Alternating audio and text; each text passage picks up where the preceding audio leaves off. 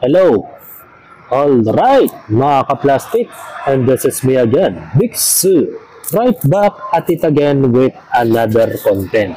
At tatalakayin po natin ang tungkol dito sa nagba-viral na naman sa social media na kung saan ay yung yung ginawa ng MMDA na footbridge o pedestrian bridge para sa mga PWD. Congrats dahil may nagagawa sila kahit papano, pero ang problema, ikaw nang bahala sa buhay mo. Pero panoorin natin yung video na ito, mga ka-plastic, na kung saan maraming natatawa at nagtataka sa ginawa nilang footbridge. Tingnan natin kung ano yung nangyari. Bagong-bago at fresh na fresh pa ang pintura ng mga kabubukas lang na PhilAm at Kamuning Station dito sa QZ. Sa PhilAm Station nga, may 3 transparent na elevator at mga maganda naman para mas accessible raw sa ating mga kapatid na PWD. Maganda naman may elevator naman siya. So, yun. Makakaakit pa rin naman yung mga PWD. Yung mga naka-wheelchair ba? Makakaakit naman. Pero hindi ko lang maintindihan bakit kailangan ng rampa. So, panoorin natin. Natutuwa nga ako kasi medyo masakit na rin yung paa ko. Kaya, tapos may bit-bit pa ako. Kasi parang may rayuman na rin po ako. Tapos eto pa, mabigat pa yung dala ko. Pero sa aking ang pagtambay dito, may napansin ako medyo kakaiba. Kung ikaw ay galing sa southbound lane at gusto mong makasakay sa kanilang elevator. Makikita natin, kung ito sa report na to, makikita natin ito yung stairs. So sa kabila niyan, yung elevator. Pero papansin mo, kung ikaw ay naka-wheelchair, wala kang dadaanan. So, diba? Pansinin niyo yung ginawa nilang tulay. Meron siyang hagdanan technically. Nasakop na niya yung sidewalk. Pagkasakop, nandun yung sa likod nito, nandun yung elevator. So kung galing kang sa southbound, hindi ka kaagad makakatawid o makakaakyat ng footbridge. Dahil iikot ka pa dito sa bandang kanan, na kung saan nandun yung mga sasakyan na makakasalubong mo. So good luck na lang sa'yo kung makakaakyat ka pa dun. Kasi ganito mangyayari bumaba dito. Tingnan mo, bungad-bungad pa lang, sasalubungin ka na ng motor. Makapunta dito sa may elevator. Di ba? Pangit. Hindi ko alam kung anong klaseng construction yung ginawa ng MMDA dito. Sana man lang magkabilaan, di ba? Tapos yung hagdanan banda dun sa kanan. Na kung saan dapat kahit man lang pa-sigsag para sa mga di ba? Mali. Bagay yung engineer nila para nag-aral sa online. Pabara-bara. Okay naman siya. May elevator. Ang problema, pag sa southbound lane ka galing, iikot ka pa ng kalsada. So pag bungad mo pa lang, masasalubong mo na yung mga motorista. Diba? Ang pangit tignan. Hindi lang yan. Dahil napansin din ng mga netizens ang tila matarik na wheelchair ramp dito. Ang ibang netizens niya, pinansagan itong wheelchair ramp of death. Tinignan na. Wheelchair ramp of death. Anong purpose ng rampa na yun na pagkatarik-tarik? Narito, parang pagbaba ng naka-wheelchair, matututo na siya maglakad. Ganun na siguro mangyayari dyan. Diba? Ang pangit. Ang daming naaksayang konstruksyon. Yung budget. Diba? Sana ginawa na lang nilang hagdanan yan. Or else, dapat ginawa nyo na lang mas convenient. Elevator na lang din. Pero ba't Diba, parang hindi na tayo natuto dun sa may bandang Commonwealth ba yun? O sa bandang EDSA pa rin. Yung pinakamatarik na footbridge sa along EDSA. Yung tinatawag nilang power na heaven, stairway to heaven. Naman, ito naman ang tawag dito, ramp of death to hell. Diba? Ang pangit kasi tignan. Ang disenyo nito. So, subukan natin pagulungan pataas nitong aking tape. Kahit packaging tape mo, hindi makakaangat yan eh. Itutulak mo yung wheelchair, paakyat. Tapos ganyan pa yung flooring. What if kung umulan? Didaus-dus kayo dyan. Matututong maglakad or else yung aalalay sa kanya magiging pilantod na rin. Ito namang klaseng utak ang gumawa ng rampahan dyan sa may Kamuning. Parang ginagawa niyang tanga yung mga tao. Nag-aaksaya kayo ng budget na binayad ng mga taong bayan. Diba? Baga, nag-aksaya lang sila ng pera. Gumawa ka ng rampahan tapos ganyan. Ang pangit.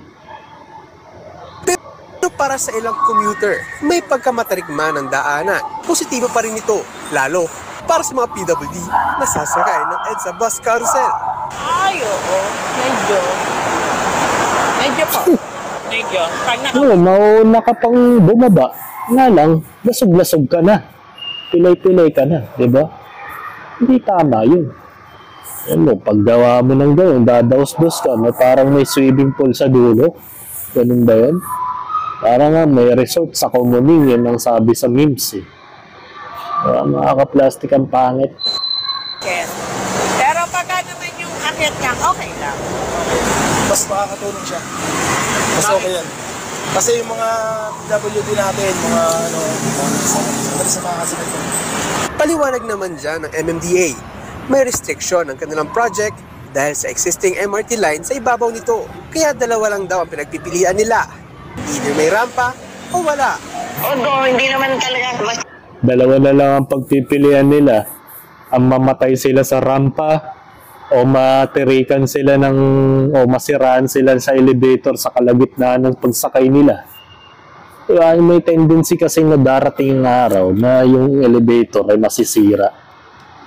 Kung nga dito sa LRT nga lang nasisiraan.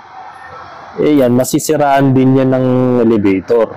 Ang pangit lang doon, yung rampahan nila nakakatakot kapag umuulan. Diba? Kaya may possibility na madumulas yung tao dyan.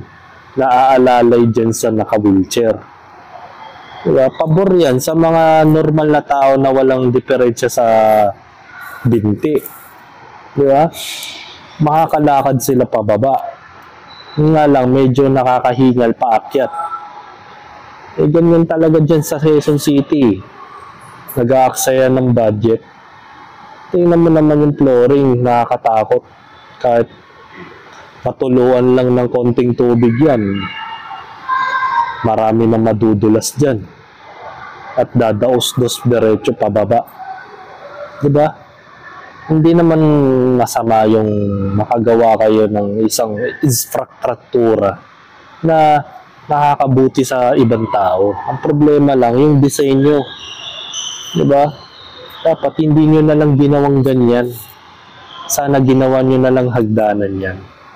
Tapos yung elevator, naka-back and forth, kabilaan, mapa southbound o northbound. Para pag dumaan yung mga may kapansanan, hindi sila kailangan pang pumaling sa kalsada ng mga motorista. Yun ang mali dun. Diba? Tingnan mo dito sa bandang Masinag. Meron footbridge doon na napakaganda ng pagkakapwesto ng footbridge nila. Meron talagang pa-southbound, northbound. Pinagitna yung elevator. Then binukod yung hagdanan. So, hindi nakakaharang o nakakahambalang sa kalsada. maganda yung pagkakakonstruksyon ng footbridge dito sa may Masinag. Kung kayo'y nakakarating dito sa footbridge sa Masinag, malapit sa Super 8, diba? Yun ang maganda pagkakagawa.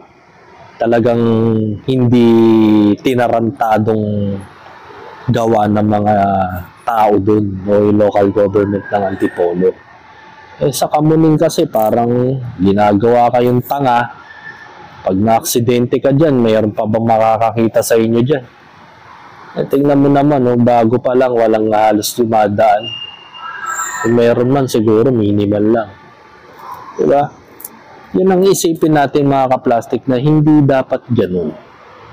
Kapag gumagawa ng isipin mo, nag-aksaya ka ng milyon sa pagpapagawa ng tulay. Tapos palpak pa. Ang pangit pa ng disenyo, parang hindi pinag-isipan bago i-kinoconstruct sa mismong lugar. Ang dami na nilang kapalpakan.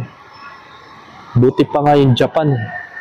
Ang ganda ng pagkakakonstruct ng mga footbridge nila, subway, mga kalsada, ultimo mga garahe doon, diba?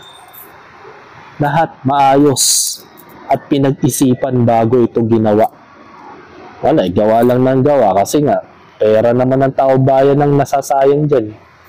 Siyempre, yung sobra, kickback, bulsa sa, diretso sa bulsa ng gobyerno, diba? Yung mga corrupt dyan. Wala tayo magagawa doon. Natural na dito yan sa Pilipinas. Normal na lang ang magnakaw. Di ba? Mga gobyerno at taong bayan ang nagsasakripisyo. Palibasa yung mga tao dyan sa gobyerno, hindi naman yung dumadaan sa mga public places. May mga sarili-sarili ang mga sasakyan. May mga private jet, di ba?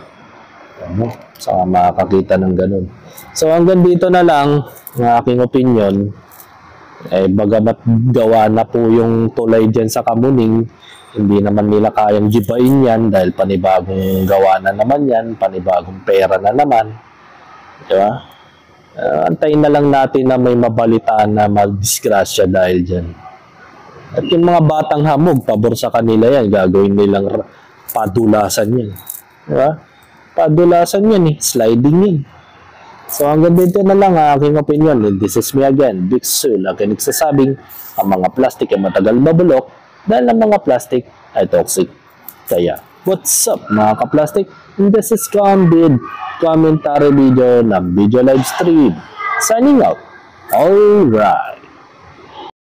Mga kaplastik, kung nagustuhan nyo ang aking video, isubscribe nyo lang ang aking channel. At the same time, i-hit nyo rin ang notification bell at yung all para ma-notify kayo sa aking susunod ko pang video sa aking YouTube channel. Maraming salamat po mga kaplastik.